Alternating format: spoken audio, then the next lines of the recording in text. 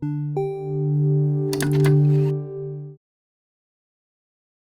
call to action is a prompt to ask your viewer to do something after reading your email marketing. This is what gives your digital marketing purpose, increased conversions, and turning your viewers into buyers. This call to action can take many forms.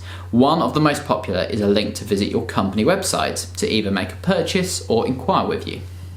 The call to action needs to be highly visible and not too far down the mailer, so the viewers need to scroll down to see it. A button is a great way to present your call to action. Using a button rather than just plain text really helps the call to action stand out on your email. So in order to maximize your email conversions, there are a few simple rules to observe. Number 1, just use one call to action. More than one can often be confusing and result in lower engagement. Number 2, make the button large and prominent using a large font size. Number 3, keep the wording brief and easy to follow. Number 4, make sure that your landing page is clear and easy to engage with.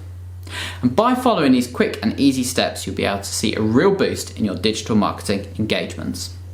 Now, if you're not already part of the Email Blaster community, you're very welcome to open a free account and try the software for yourself.